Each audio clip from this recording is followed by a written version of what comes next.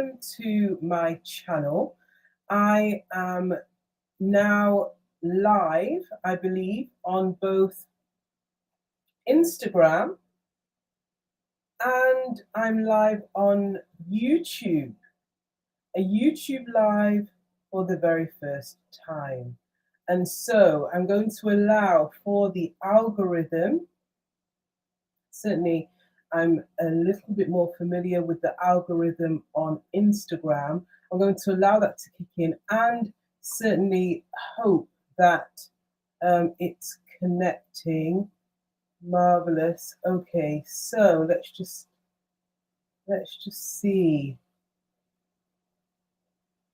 Let's just see. If you are live and if you are joining me, please let me know in the chat. And I'm working on the basis, I'm using a completely new platform to me. So I'm hoping that you are able to connect with this. I'm trialing this with you. So thank you so much for joining me. If you are joining me live, then please do inform me on the chat that you are there. I just want to ensure, in actual fact, that this platform is working in the first instance. So please let me know if you are joining. I ought to be able to see something in the chat function here. I'm actually using a platform which I'm sure those who are well familiar with the likes of YouTube and the like will be well familiar with, which is Restream. And so I'm using Restream in order to broadcast today. So if this is coming to you, then please let me know in the chat. In the meantime, I'm going to share with you the reflections for today's session. So then, over the past 2 days on Instagram, I have been sharing some reflections and some insights really from my practice in law as a barrister to today's day. So let me just share with you, for those who do not know me, my name is Sharon Amesu, and I am the founder of The Modern Advocate, and I'm a leadership communication specialist, helping leaders to increase their impact and their influence by taking lessons from the courtroom to help leaders in the boardroom. And so what I've been doing, I've committed myself to using and leveraging the wonderful platforms that we now have available to us, like Instagram Lives, like YouTube Lives, like LinkedIn and so on, to be able to share some ideas and really help leaders from any walk of life, really, just to think about how you are communicating, how you are engaging, how you are influencing, how you are making an impact. Okay, so marvelous. I can see that one person has joined. Thank you so much for joining. Restream, which is the platform that I'm on, is very, very different from Instagram. Instagram feels so much more connected. So can you tell me, I can literally just see a person who's joined. Thank you so much for joining, first of all. Whoever's joined, if you can let me know in the chat, that'd be amazing. It'd be great. It'd be great to know who you are and where you're joining this call from. So I was explaining that over the past 2 days, I have been live streaming on Instagram. It's in part my commitment myself, because part of the work that I do is to support leaders with increasing their own visibility and understanding that every single day, whether or not we know it, we are making a case. And it's so important for us to be able to build our skills as leaders to become better advocates for our ideas, better advocates for our vision, better advocates for our own careers, our own progression, our business, to secure investment, etc. To become a more effective advocate, to be able to speak up for ourselves, to present our ideas and so on. And one of the key aspects to that is to be more visible. because we cannot persuade people or engage them or influence them if we ourselves are not visible, if our ideas are not surfaced, if we're not sharing, and if we are not clearly articulating our value. And so I talk about this a lot with leaders. I've been an executive coach now for over 12 years, and working with leaders and encouraging them to be more visible and more intentional about how they are engaging, whether that be with their peers, their direct reports, with the board, key stakeholders, and so on. Being visible, being seen, sharing your ideas. Even today, I was speaking to a leader who is wanting to take their business into a different phase of leadership and recognition, and that's requiring them to be much more intentional about their own personal brand in that it's not simply about the business itself, it's how they are able to position themselves and their own personal brand to attract more business. And so this idea of being visible is something that I've come to recognize increasingly as being a key factor to your ongoing success as a leader. But then I also need to practice what I preach. And I have set for myself a challenge. I've set for myself a challenge to be more visible and to lean into the discomfort of being visible. And that includes then for me doing this, because of course, throughout my entire career, I have had to be visible, certainly as a speaker. So more people join, I can see that.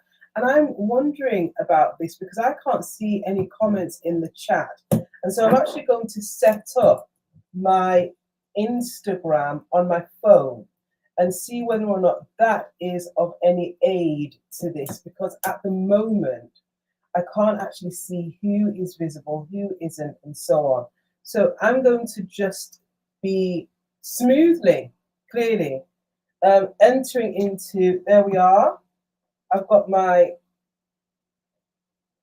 Quimic thing, and I'm going to just set up my Instagram so that I can actually see. I'm assuming that if I set it up, I go into it, that I'll be able to see who is currently on the gram, as it were, on the Instagram. So let's just see. Yeah, doesn't look as though it's actually live on there, which is really interesting. That's interesting. Let's turn that around. Okay, so it looks as though somehow I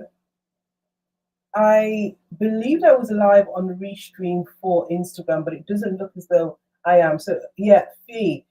So I'm believing that I'm restreaming live onto YouTube as well as onto Instagram.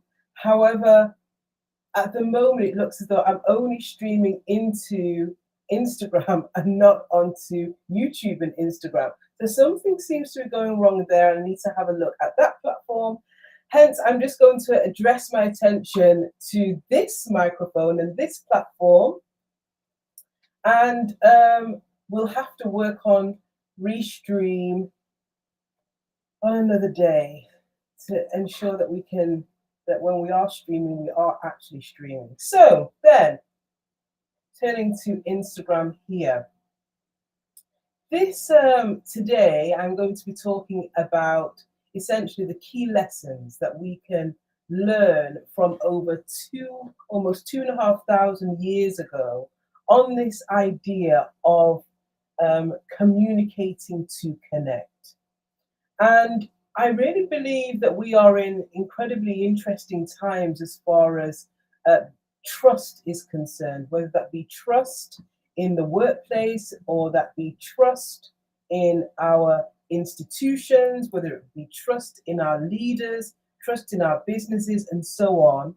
And there is a notable deficit, there is a gap as far as trust is concerned. If you are joining me in the Restream chat, please let me know. It'd be great to see who is joining. thank you so much. And also here on Instagram, if you're joining, I'd welcome a wave. It'd be wonderful to see you and know that you're there. So we are facing what is described as a trust deficit, a crisis of trust in our society, whether that be trust in our media, trust in our government institutions, whether it be trust in our businesses, even trust in religious institutions in certain quarters. And so there are real issues as far as trust is concerned, and that has a massive impact where people just, if we just for a moment think about ourselves individually before we go into the collective or into the workplace for the purpose of this conversation. Just think about when you are in a relationship with someone and you don't trust them. You don't trust them. Or you're working with a manager, you're working with a leader, you're working with a chief exec, and you don't trust them.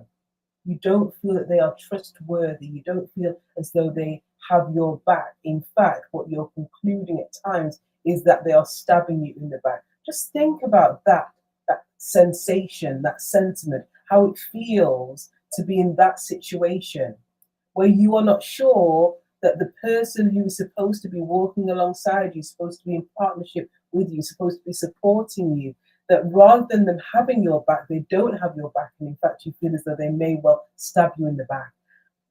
That feeling, that sensation, that situation of not trusting someone, how does that cause you to behave toward them? The truth is we recoil, don't we?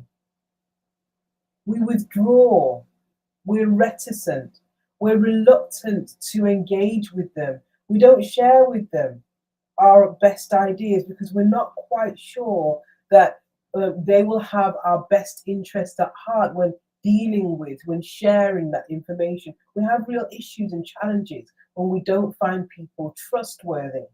And the truth is that we are in a real crisis of trust. There is an index which measures trust on an annual basis. It's called Edelman's Trust Barometer. And it's a well-trusted mechanism or approach which is undertaken to understand and get a sense of how trusting people are across society in relation to our institutions and so on. Marvelous, thank you so much. Are trusting of our institutions. And so each year, the Edelman Trust Barometer does a survey of around about 30,000 people across 28 countries. And it really looks at what are people saying about their trust in institutions. This is amazing. In institutions, it looks like I'm going to have to hold this, and I'm hoping that it doesn't wobble too much. Let's get this set up. There we go. Let's change our stand. What do people say about how and to what extent they are trusting of institutions? They are trusting of leaders. They are trusting of businesses. They are trusting of the media. What are people saying about that? And the news is not so great, actually. The report, 2025's report, says that, in fact, trust is in our institutions at an all-time low. And interestingly, amidst government institutions, business institutions, media, government, etc., there we are. We're stationary. We're static. Business remains among the most trusted, but only 62% of people say that they trust business. That is down from the year before. And so people, though business, the world of business, organizations, our workplaces are among the most trusted, which is really alarming in and of itself, that people trust our governments less than they trust in businesses. And yet still, even in relation to business, the trust levels are decreasing. And so then it begs the question, if there is this stagnation or even depletion as far as trust is concerned, what do we do? What is the impact of that?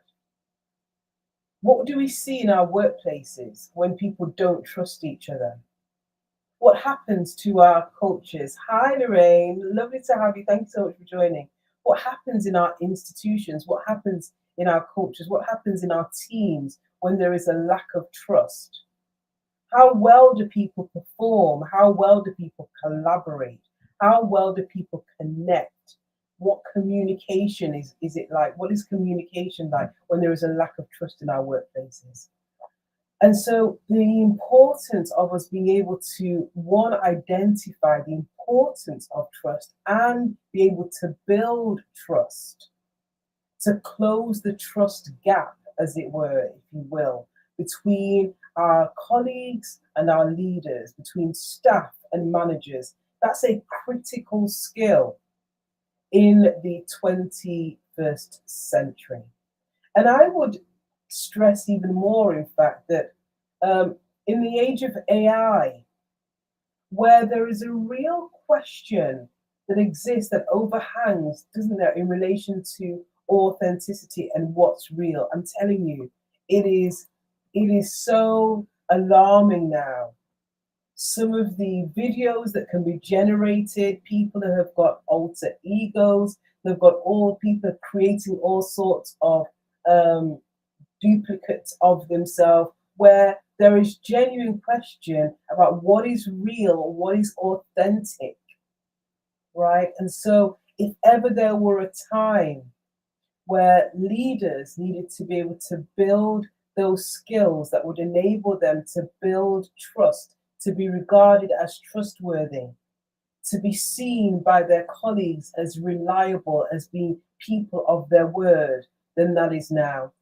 The other thing that is significant here, and it's linked again, and I talk about AI, it's an area of fascination for me. It really is, because one, I believe that it's here to stay. I don't know if you agree. If you do, please share in the chat, whether now or on the replay. But AI, one, is here to stay.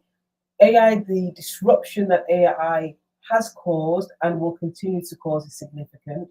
There is, okay, so there is some, hello, lovely, thank you for joining. Thank you so much for joining. So there are people on the YouTube.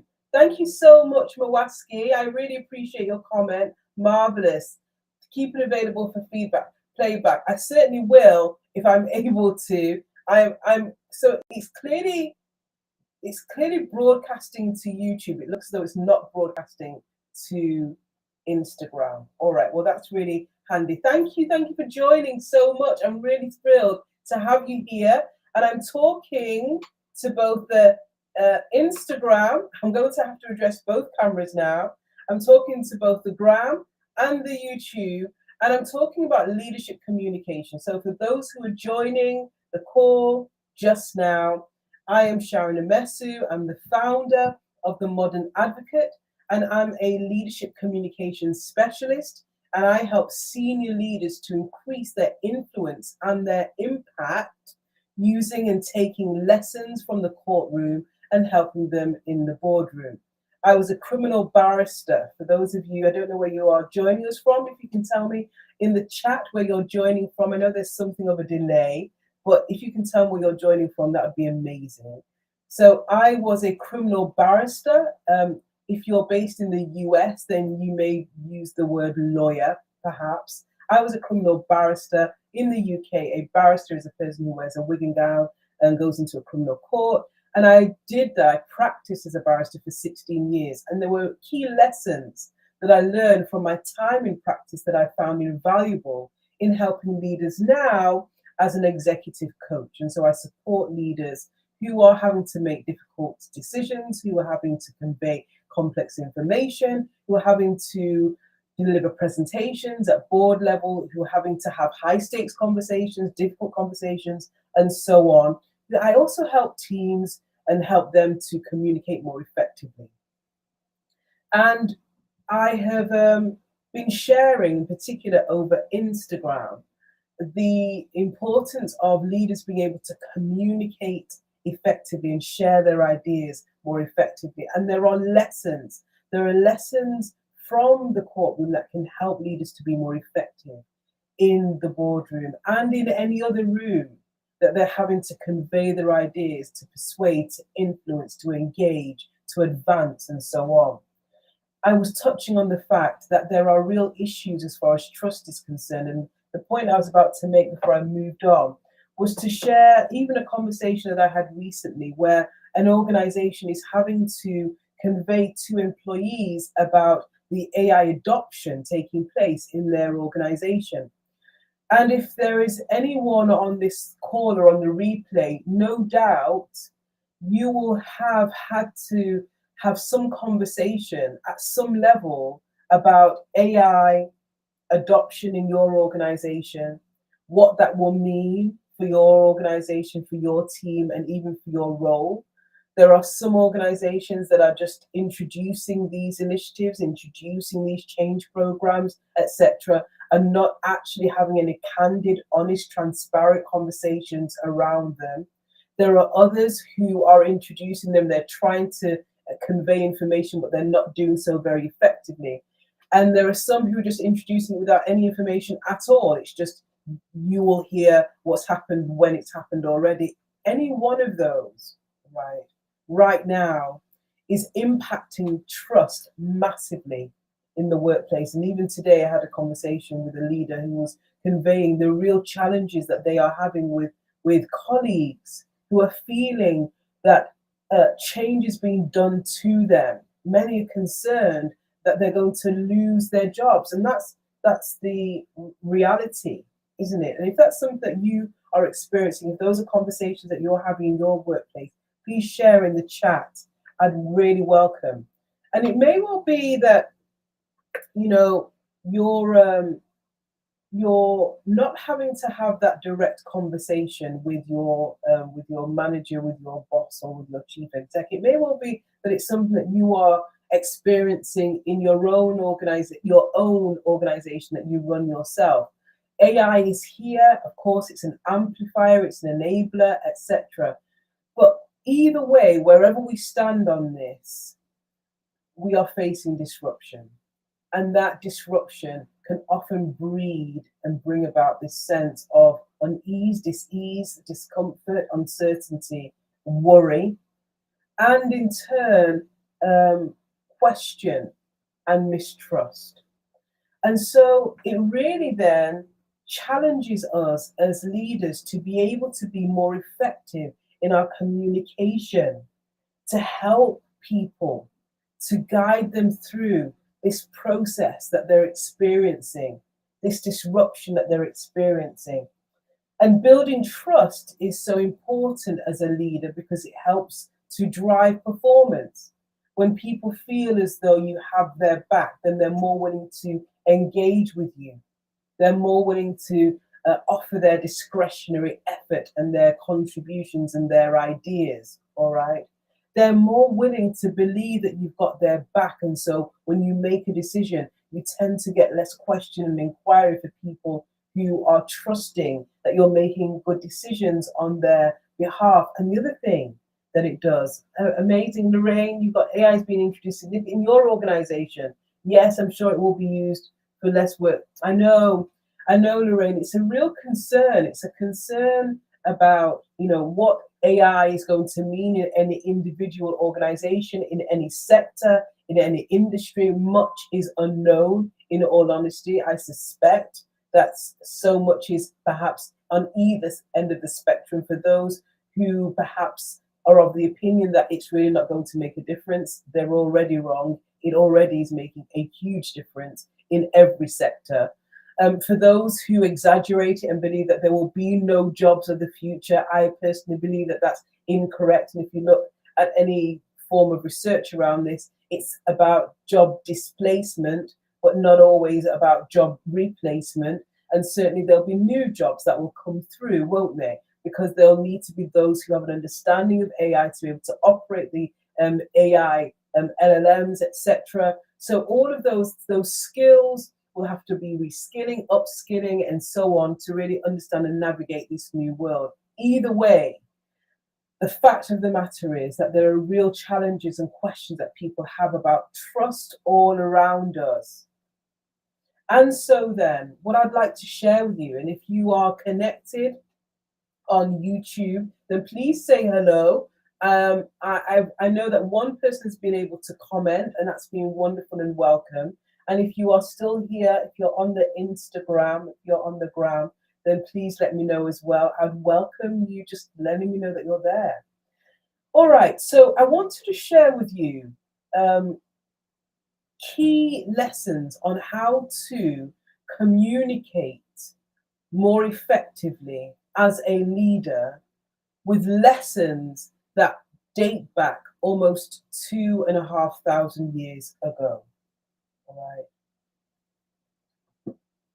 Because I find it very interesting that, notwithstanding all of the new technologies that exist around us and those that are yet to come, there are still some fundamental things that remain in existence and universal, that transcend time, that continue to apply to how humans engage with humans. And they transcend any epoch, any era.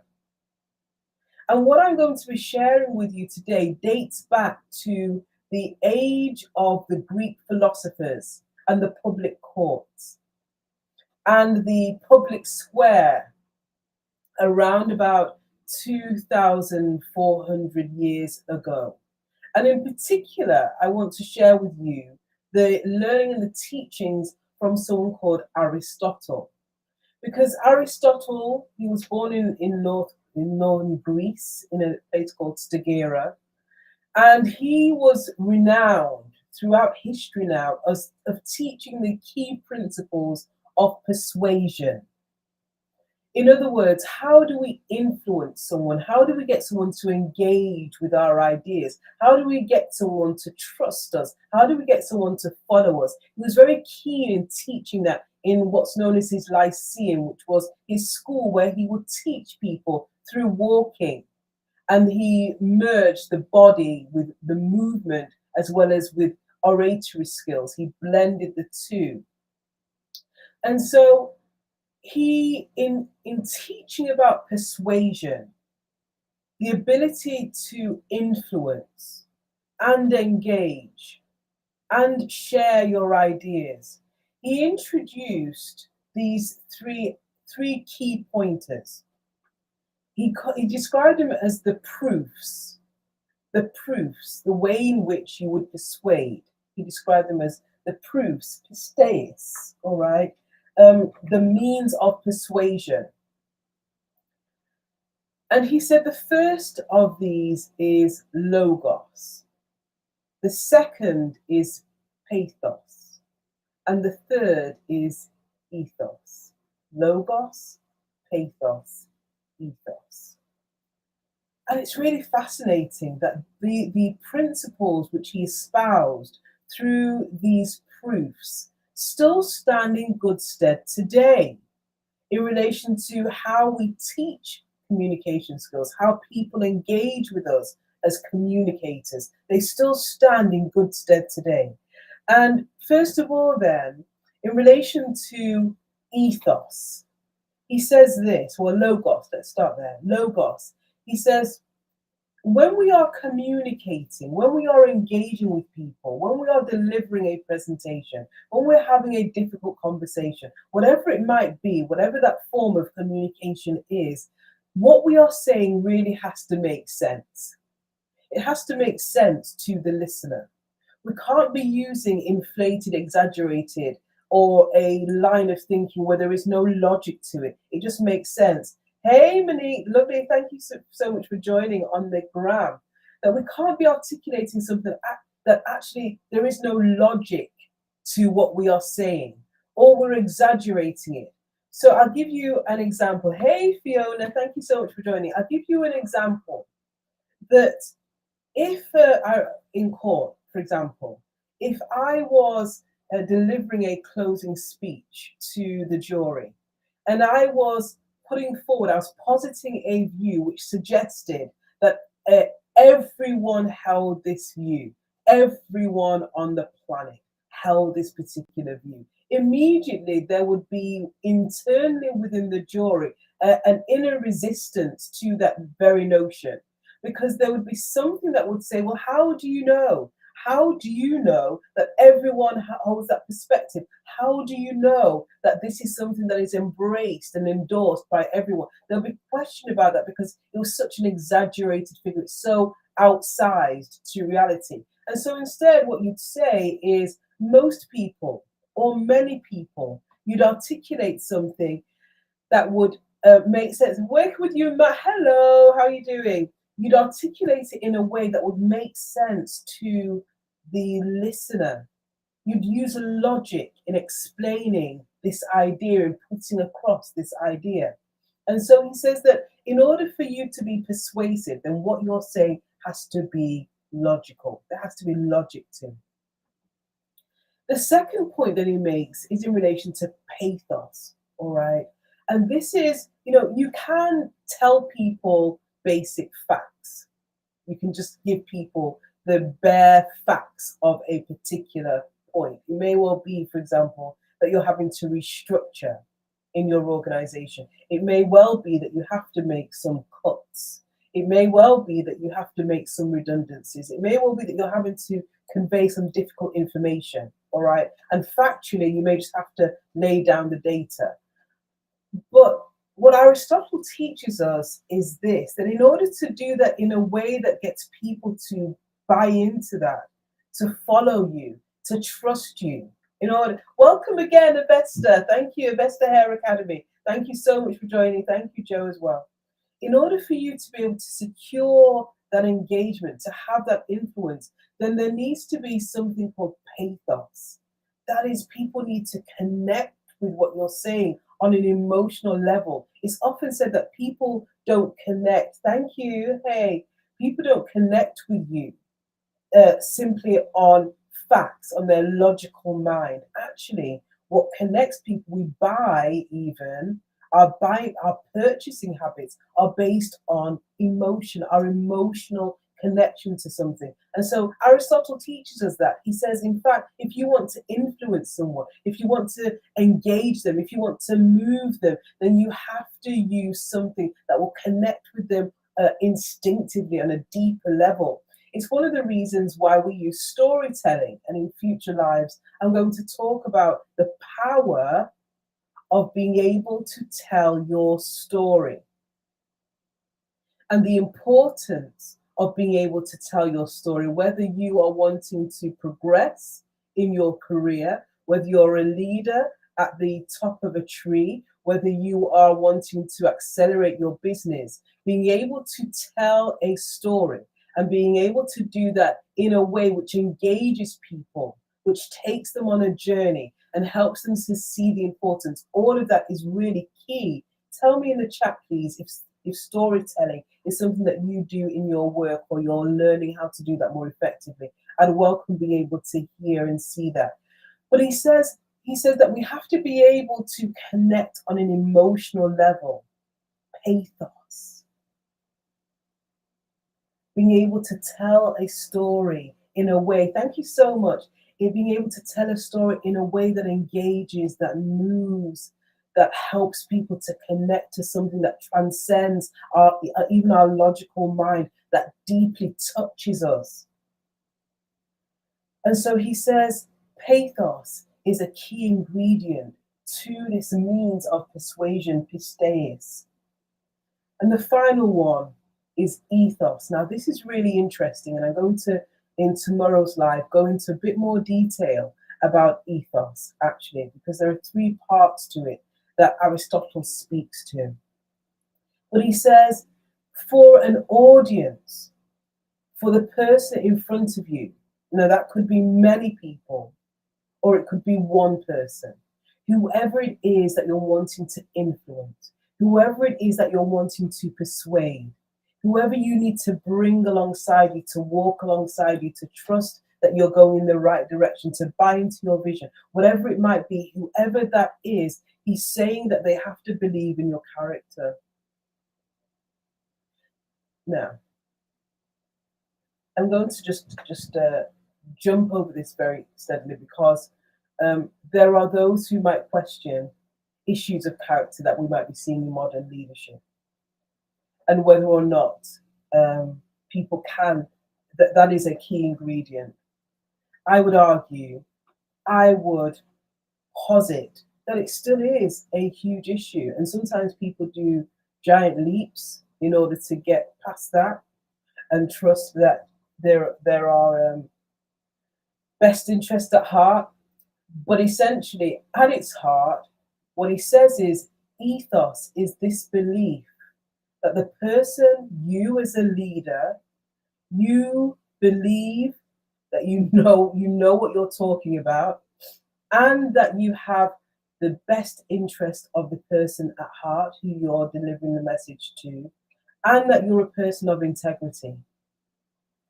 And so Aristotle says this, that as a leader, in order for you to communicate more effectively, and today I say to us, in a time where we're in a huge crisis of trust, where leaders need to be more effective in bringing people along, buying them into the vision, in the midst of so much change and disruption and transformation, where we're having to help people to believe in the vision, to trust that we know what we are doing, that we're going in the right direction.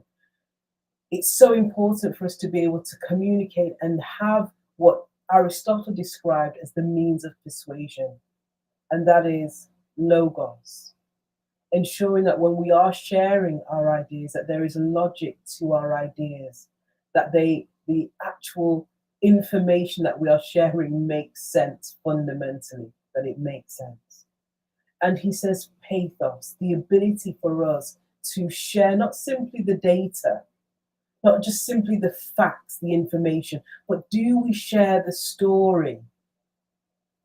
One of the things that strikes me, I mean, clearly in practice as a barrister, it was all about storytelling. It was all about telling a story. But we had to really master the craft of telling that story in a way that would ensure the jury actually trusted us and believed what we said. So we had to shape that story. We had to form it, formulate it in a way that caught the emotions of the jury. I shared yesterday on Instagram, and please feel free to watch the replay on the on my social media hashtag. I've got that completely wrong, bludgeoned it, but nonetheless, if you go onto my gram, for those on the YouTube, if you go to Instagram and look for me, Sharon Amesu, you will find me. Yesterday, I was talking about the importance of one of the key ingredients, 5 key ingredients to communication. And I was talking about how, from a non-political point, it wasn't a political broadcast, but I was talking about how our new Prime Minister here in the UK engages people and lessons that you can learn from that. And one of the key things is, irrespective of your political persuasion, I'm not making comment on that, people trust him because he's just himself. There's an authenticity about him. And that's really what ethos is about. It's this sense that people believe that you're real, that you are authentic. And that is something that is needed now more than ever. In our workplaces, in our communities, people need to feel, people need to connect, people need to trust the leaders who are leading them, the institutions that are supposed to be representing their interests, that they're supposed to be caring for them. And so I want to encourage us as leaders to really think about, when you are communicating, when you are sharing your ideas, are you mindful of how you are positioning what you are saying, but also how you are saying it and how you are showing up? Can I just say this quickly in parentheses, that on the point of ethos, and character, and whether or not your audience can trust you. It is, Aristotle points to the fact that it's less so about your title. It's not about you being wearing the banner or the title of the chief executive or the managing director or the chief people officer or the CFO or whatever it might be, the director. He says that actually that is not enough in and of itself. That is not the essential crux of things when it comes to engaging people. You can have a title and people still don't trust you. And if you bear witness to that, then please let me know in the chat. Is there someone who you have worked with who may have had a significant title but still you haven't trusted that they have had your best interest at heart? Conversely, has it been the case that there has been someone who hasn't necessarily had the big title, but the way in which they've approached you, the way in which they've engaged with you, the way in which they've broken things down and explained and invited, collaborated, brought you into the conversation, has meant that you have trusted them? And so Aristotle teaches us, and he says, look, it's not so much about the title. Trust is born in the moment of that communication. That's where trust is born. And he says, are you able, in the way in which you connect with someone, the way in which you acknowledge logos, ethos, and pathos, the way in which you're able to let people know that you care for them and you are not simply articulating a position purely from self-interest? Are you able to bring people alongside you? So I'm encouraging you, all of you who are watching live, thank you so much for joining today. I'm really thrilled. It looks as though I was finally able to communicate and broadcast onto YouTube. It looks as though I'll be using this new platform, Restream, that we haven't quite connected on Instagram on Restream, but we have got Instagram on my phone. And so somehow I'm going to have to see if I'm able to get this working. But for those of you who have stood alongside me and you have kept the faith for the last 42 minutes, thank you so much for joining. I encourage you, before you speak tomorrow, before you engage in a presentation, and I encourage you to really ask yourself the question, is what I'm saying making sense? Logos. Is there a story that I'm telling here that will help people to connect with what I'm saying? Pathos. And finally, will people believe that I know what I'm talking about? Because I do. And am I being authentic? Is there an alignment between what I say and what I do? Ethos, character, integrity. Thank you so much for watching today's live. If you have found it useful, then please let me know in the chat. If you're watching in the replay, please put replay. If you would like some support yourself with shaping your own presentations or shaping your own messaging, storytelling for your own organization or indeed for your own clients, then please send me a DM and I'd be happy to chat with you. But for now, for those of you who don't know, I've challenged myself to 30 days of live broadcasting because I talk about visibility, and so I'm practicing what I preach. And so this is day 3. I shall see you tomorrow with great joy. Thank you so much, everyone, and I shall see you next time. Bye for now.